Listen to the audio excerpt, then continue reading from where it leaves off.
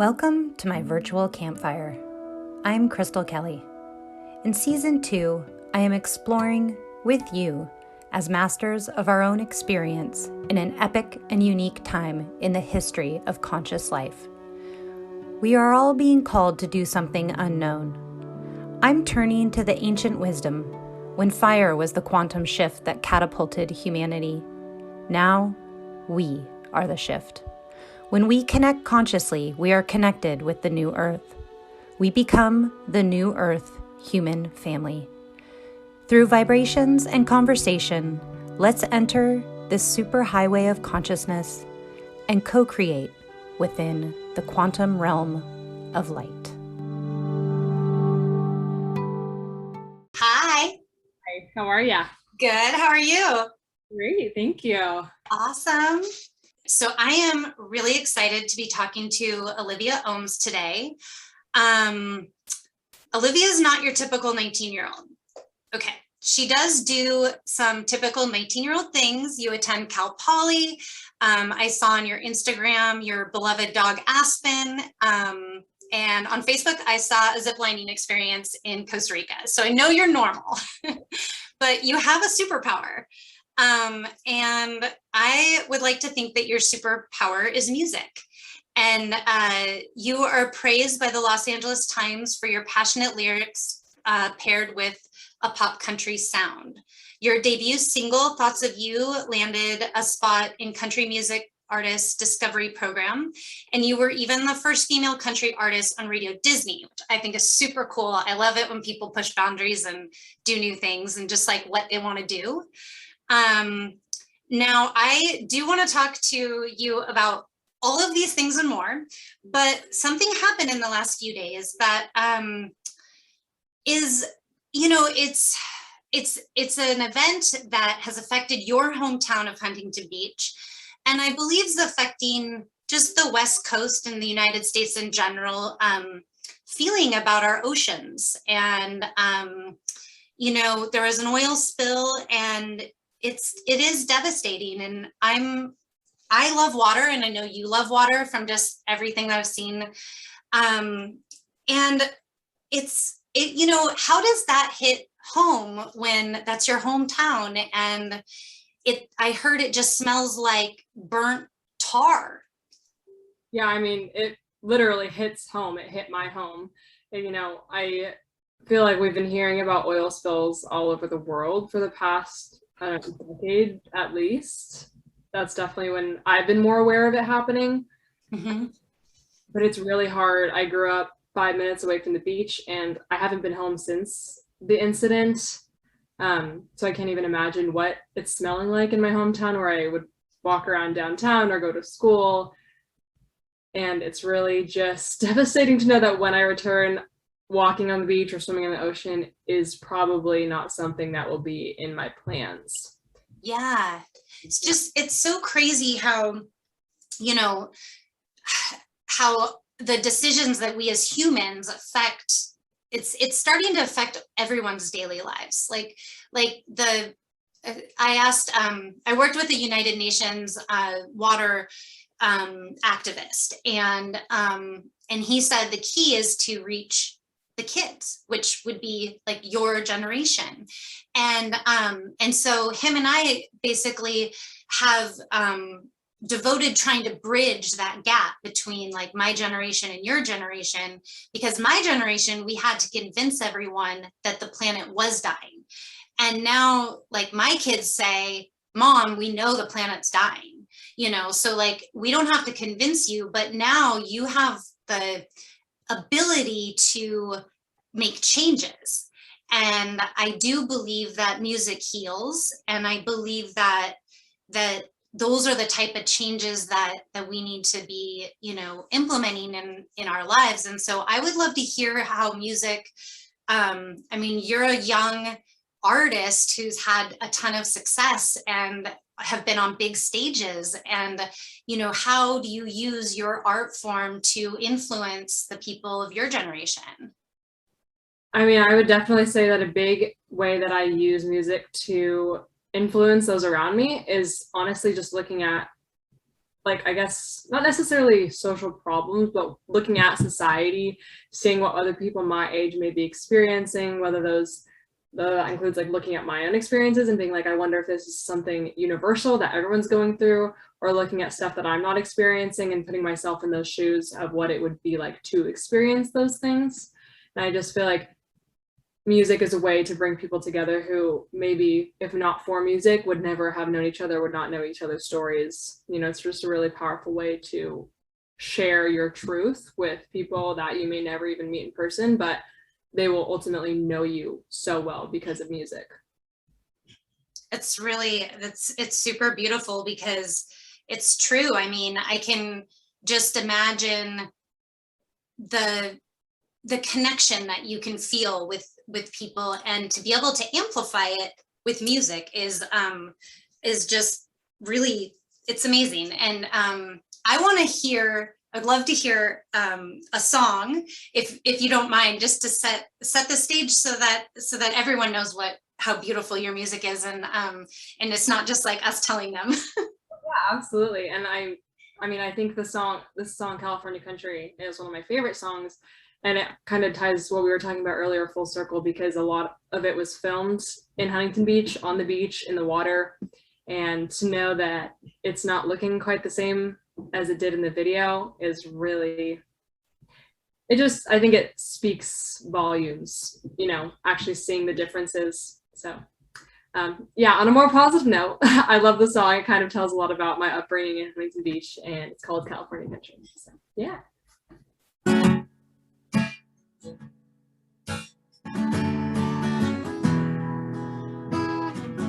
Blonde hair lying underneath the palm trees, blue ocean giving me a melody.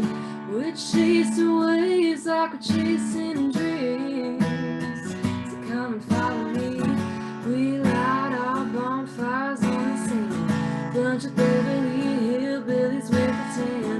Serenade the same stars singing in the deep south. No doubt, I'm a California country girl. Got a West Coast vibe that'll rock your world. Heart catch like the rolling tide. Got a blazing fire burning inside. Oh, oh, oh, oh, I'm a little more funky, make you feel something. Oh, oh, oh, oh, I'm a 6-string strumming California country girl.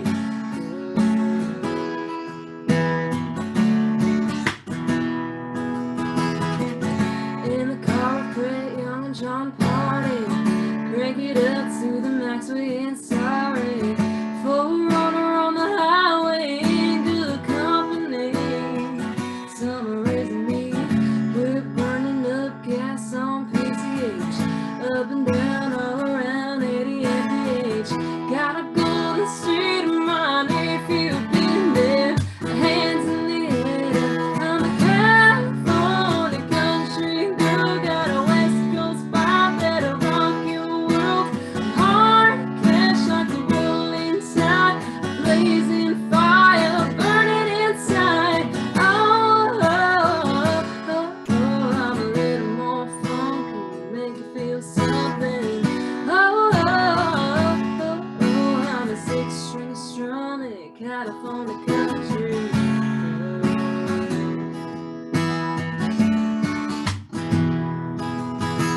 Taking these boots and Huntington boots, and I'm gonna cut loose tonight. Taking these boots and the Huntington roots, and I'm gonna cut loose tonight. I'm a California country girl. Got a West Coast vibe that'll rock your world. Heart catch like a rolling tide, a blazing fire burning inside. Oh, oh, oh, oh, oh, I'm a 6-string strumming.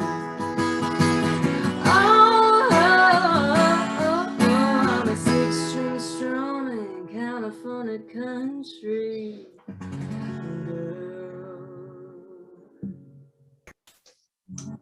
Yay! Oh my gosh, that was awesome. Yeah. You have like you must be an old soul. Do people tell you that? Yes. Yeah. Okay. When I was listening to you, I just felt like all those things that seemed heavy just a minute ago were just like getting lighter and lighter, and I felt like more free after listening to your music. And do you get the same feeling when you play your music? Do you help it like transmute those feelings? Absolutely. Especially for me, the way that I feel most connected to music and moved, I guess I could say, is when I'm on stage. That's like where I really feel just free because I'm up there and I'm like, nothing up here can hurt me, nothing can touch me. I'm just here singing my songs. No one, I'm not gonna get booed off stage or get tomatoes thrown at me. It's like nothing up here can hurt me. I feel like this presence of being like untouchable, and I can say what I want to say and share my thoughts and feelings and emotions, and everyone can relate in some way, shape, or form. Yeah, that's amazing because usually that terrifies people to be on stage or in front of people. So I think you're clearly a natural leader. I mean, you, I know you've been the airline ambassador's youth ambassador. Tell me a little bit about your travels and how that has helped shape who you are. Yeah, it's funny that you bring up travels and how it's shaped me because I have to say, whenever people ask me like, oh, like you seem so mature for a young age. I mean, I guess I'm not that young anymore. I'm 19, but when I was younger, they would say like, oh, you're so mature for such a young girl. And I would attribute it to me growing up traveling everywhere. My mom is a flight attendant, and so we're really fortunate to be able to get to travel all the time to a lot of cool places. Mm-hmm. I would go from city to city to city carrying my little suitcase on the cobblestone streets of Europe, and it was always really embarrassing. I was like, oh my gosh, we look like tourists. Even as a young age, I was like embarrassed for walking around with my suitcases along the streets, but it really shaped me to be really confident in myself, have a really good sense of the world and other cultures. Yeah, from a very young age, I was just immersed in so many different types of people and cultures and places and practices of life. So I think having a nice, like a comprehensive worldview at a young age has really helped me mature and help me understand people better. Yeah, I agree. I've traveled all over the world with my 3 kids. I have 3 daughters, and I think I've always thought they were mature, or like, just they always fit into social situations, with ease and grace, and I think it makes you more kind because you know that there's other ways, and some people have it better and some people have it worse, and it's just, we're all dealt different situations, and it's really like how you go through your day. I noticed your Instagram bio says that your motto is live in grace, walk in love, and it's really beautiful. I love that. Yeah, I'm not sure if you are familiar with Bob Goff, but he is a he used to be a lawyer, but he's like a Christian speaker, just like really embodies like love, the image of love and loving your neighbor and loving people. And I had the pleasure of hearing him speak before I even really knew who he was at my church. And he said that, and I always like look up for like cute like quotes for like a wall of like live in grace, walk in love, but I can never find anything. And it's so strange because that's like the one saying that he said that really spoke out to me. And it's been like my life motto for like 4 years. Yeah. I heard it and I just can never find it anywhere. So it's really something that I hold close to my heart because it's so unique, because not a lot of people have heard the saying, as if, there's like other popular sayings like never give up, or like, I don't know, just really, kind of cliche things that everyone knows. So yeah, I love the meaning behind it. And I also love it even more because it's so unique and not a lot of people have heard of it. Yeah, no, when I read it, I loved it.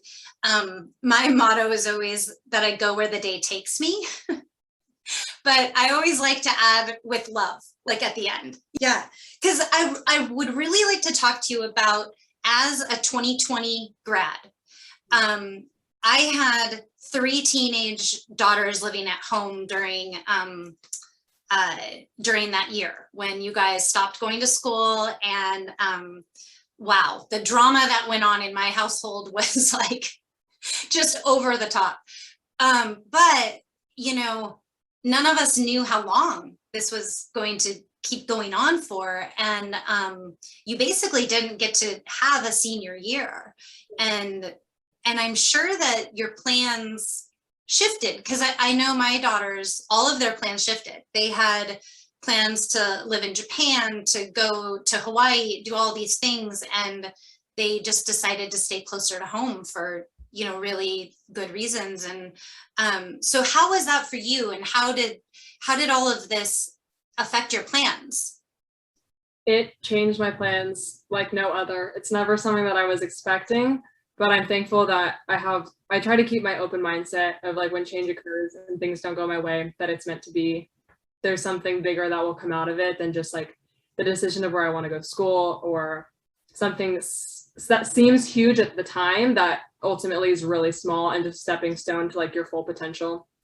Yeah. So I'm going to go to school in Nashville. I was going to major in songwriting and music business and like really immerse myself in that culture. But when COVID hit, I mean, it seemed like the whole music industry literally fell, because it's like there were shows you couldn't meet in recording studios. Obviously, like we evolved from that and like people figured it out.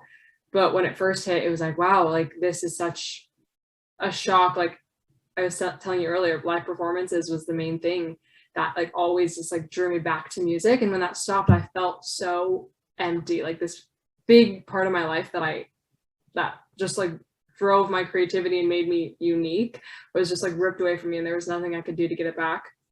So that sounds like really intense, but it was, you know, it definitely changed my view of, I guess, life and plans, and trying to get a better wrap around the idea that maybe life is supposed to change when it's, you know, when you're not expecting it. So ultimately I didn't go to Nashville, and I stayed in California, a few hours away. So I'm not too close to home, but just far enough where it's a little nice change of pace.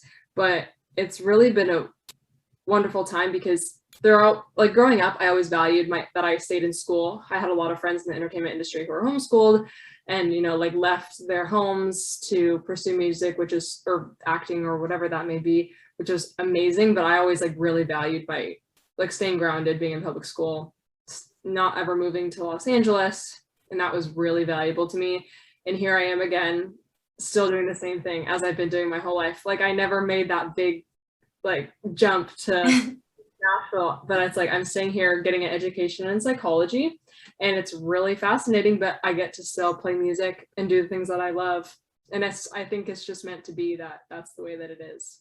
Yeah. And, you know, the world just isn't quite ready for you. You know what I mean? Like you have some experiences for you to do that will make it so that when the time is exactly right, you're going to completely you're going to inspire so many people, because it's, you know, it's humbling to have to step down from a dream, you know, and it's, I think you learn the most when you have to change your course of action. And I'm a really big fan of Bob Ross. He's like the painter, and he'd always say like, he'd like mess up a tree and he'd be like, oh, we'll just make this a happy little tree and like change it.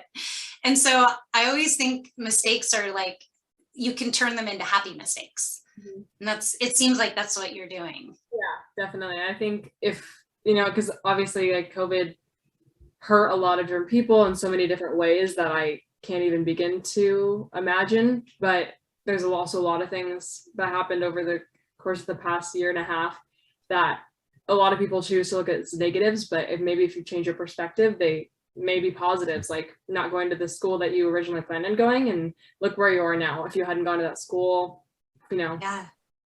I think of all the positive impacts it had on nature, you know, like just the people not flying as much and driving as much, you know, our carbon emissions went down a ton.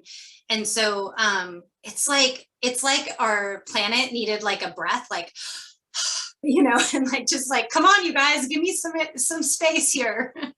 So I feel like we gave her a little bit of space. Do you want to play another song? Yeah, I'd love to. Yeah, I'd love to hear Name on This Town. Is that sound okay? Awesome. This song is one of my favorites, and I wrote it right before COVID happened. I wrote it in my high school, and it was really special to me because I just felt like this like surge of passion when I was writing it. And it's funny because it was at school, but I went to like a performing arts program at my high school, so a little more creative than like normal high school, I guess. But I just felt like so passionate about it, and it was like kind of like a rock twist to like a country, and it was just, I don't know, everything about this song I just love, and I poured a lot into it, so it's one of my favorites that I have out right now. And yeah, it's called Name on This Town, and I hope you enjoy it.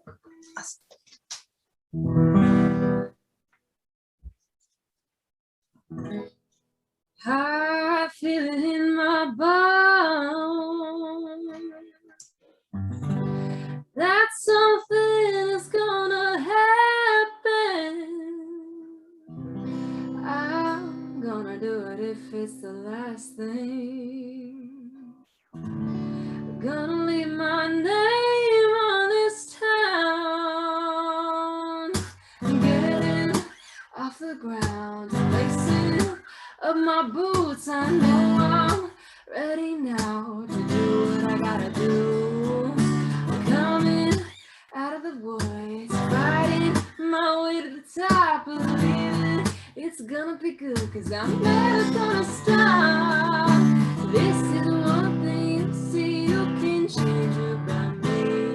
I tell you to you now, I ain't afraid to fight. My name up in those lights, baby, I'm neon bound. I feel it in my bones. I'm gonna make it happen. Gonna do it if it's the last thing. Gonna leave my name on this town.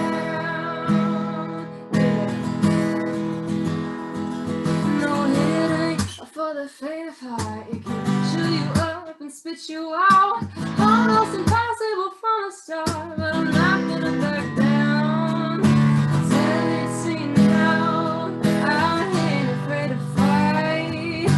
My name up those lights, baby, I'm neon bound. I feel it in my bones. I'm gonna make it happen.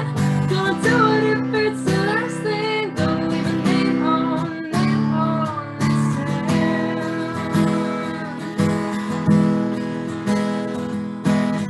Some people gonna give up, go back home, down on their luck. It wasn't meant to be, but that ain't gonna be me. Want to be. I tell it to you now, I ain't afraid to fight. My name up in those lights, baby, I'm neon bound. I feel it in my bones. I'm gonna make it happen. Gonna do it if it's the last thing. Gonna leave a name on. Gonna leave a name on. Gonna leave a name on this town.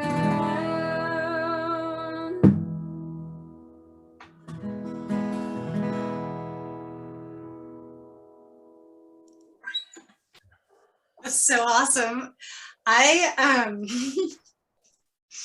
You write all your lyrics? Most of them, yeah. Like this song, I had a lot of the bare bones. Well, I had the whole song done, and then Jamie O'Neill, who I produced the song with, and she's an artist of her own, she kind of came in and we reworked some things, helped me like finalize it and make it all polished. Totally, because I mean, every good writer also needs a good editor, you know, so like there's you know, it's a process, and producing music is there's so many layers behind it, and it's such a cool process that you're able to, at a young age, to learn those production skills, because that's when you know how to produce something, you know how to create your own reality. So you know, like, I don't know, it's a powerful thing to learn, and I think probably because you are an old soul, that this comes out of you at a young age, and it's exciting to watch. I know if I had a music idol, it would be you. want to hear who's inspired you and like shaped all of your production of your music. I mean, I used to always say like specific artists that I like looked up to and everything, but as I guess I've like expanded my music taste, Yeah. honestly, like every artist that I listen to always has an impact because every artist has something different to say. They choose to portray what they want to say in such a different and unique way. And so there's like Old Dominion, I absolutely love their songwriting abilities. Like they are just so creative. The messages that they have to say are usually very basic. They're nothing like insane, but the way they say it is so unique. And I'm like, how did you even think of that metaphor? Like how that's like crazy to me. So I always listen to them for, I guess, like songwriting inspiration. Taylor Swift obviously is like an incredible songwriter. And then there's people like Shania Twain where I'm like, wow, she just like kills it on stage. Carrie Underwood kills it on stage. Keith Urban, like those people who I look up to performance wise are, you know, I'm like, wow, I just go out there and they like make the crowd just like all eyes on them. Like they're not looking at their phones, they're not bored, they're just like capturing the attention of every single person in the room. Yeah. I wasn't exposed to country music growing up really. It wasn't until middle school that I even heard country music. My parents moved to like kind of a more suburban area, and I went to a high school or a middle school dance, and they played this music, and I was like, and everyone knew the lyrics and everyone was dancing like in a way that I had never seen, which was, I think, line dancing. At the time, I had no idea what they were doing. And I was like, my mind was blown. I was like, what is going on? Because it created an energy. It was a really cool energy that it created. And it was different than the music that I was used to growing up with. And so ever since then, I feel like country music just kind of like hit my heart a little bit. But like, I still don't really know everything about it, but I know I love it, like when I hear it. And recently, a friend of mine, Leon McLaughlin, I work with him at Clean Water Foundation, which I think that you've been working on the Hopi and Navajo project, helping get clean water there. And he was in Vegas when things started opening up, and he said, I said, what performance was the best? And he said, quite honestly, there's one stage that brought it down. And I was like, what was it? And he said it was the country music stage.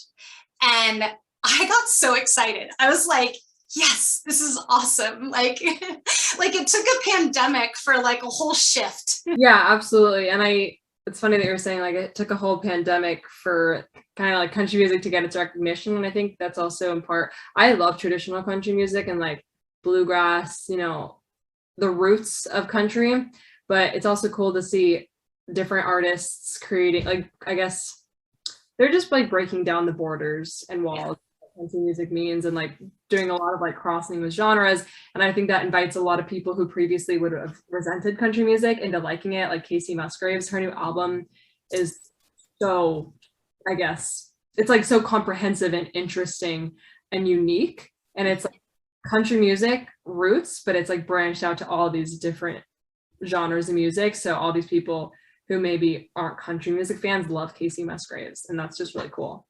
Yeah, I love that. I feel like a big part of the healing and things that just need to happen across our entire planet. I mean, you've set foot on lots of places around the globe as well, and I think that that creating music that brings people together is a really powerful thing. So I'm just going to ask, will you make a song, like write a song about healing waters? Yeah. Because I feel like the world needs it. Like I went 2 times this last summer. I went to Mount Shasta in Northern California. And both times that I went, I felt like I was going there for the water. And I hiked to the highest spring that's on the top of the mountain. And usually it would be gushing in the spring. And it was like barely trickling out, like just a little tiny bit. And I sat there and I like meditated about just how little water there was and just the imbalance of everything that's going on. And I just, I really, after sitting there, I wanted to do something positive for water. And so I just keep talking about it and I keep asking people to help. And I think it would be amazing, especially because of just of what is going on in your hometown. And I believe music heals. And I know that there's something that you can write, and it's just going to be amazing. I can't wait to listen to it. Yeah, no, it's what's happening at home. I know it happens not just in my own community. So it's definitely been something that's on my heart a lot lately. Over the past few days, I've been thinking about it pretty much all day, every day. So, I definitely have been feeling really inspired to just sit down with my guitar and write my thoughts down and just kind of, I guess, write like a prayer song in a sense, for our oceans to heal, for our communities to heal, and just for everything to find new life again. You're going to do something amazing. They've been talking for a few months to organize this interview, and like so random the timing of when we actually connected. And I just don't think those things are coincidences. I don't think so either. And it's, because I've had the busiest schedule the past 2 months, and I don't think it's going to slow down anytime soon, which I'm happy about. It's a nice change of pace from our COVID, like, what do I do today? Let me write a book. I don't know. Exactly. So it's definitely a nice change of pace, but it's so funny that the date we chose, not funny, I guess, but coincidence, the date we chose is just a few days after the huge environmental damage that's happening in my own community. So yeah. Well, it's Olivia, I think you're so inspiring, and I like the direction that we went into, and I feel like we strayed away from not just like the superficial, like who's your favorite artist or anything like that, is like we got to really like talk deeper into a more insightful. That's kind of what I'm trying to do. I'm a water activator, but I'm also a broadcaster. And I made a decision years ago that I wasn't going to be a part of the mainstream narrative. And I left a career that I had, I started when I was 18. I was the youngest person at the TV station. I had like a huge future ahead of me. And I believe that holding true to my values and seeing the fear-driven narrative that I was putting out every day was, it wasn't inspiring to me. And so, I took a different road, and I had a family, and I've did, a lot of things. I've owned businesses and all sorts of successes and failures. And I found that I still want to broadcast a message. It's just, I want to broadcast a positive message. And that's, yeah. Yeah, that's refreshing. I feel like that's really refreshing to hear. It's, when you follow your heart, it doesn't always make sense. But I think when you look back and you see all those things that were so random and you just did it anyway, it'll all make sense, and the timing will be absolutely perfect. And just nice talking to you, and just like, getting a lot of insight into not only music, but environmental impacts and just life in general, COVID, everything. It's been good. Yeah, no, it's good. It's good. And bridging these generations, I'm trying. I know you guys are so busy though, and you have studies to do, so I don't want to take up more of your time. It was so amazing talking to you, and I'm sure we will be crossing paths very soon again. Yes, I think we will. All right. Bye.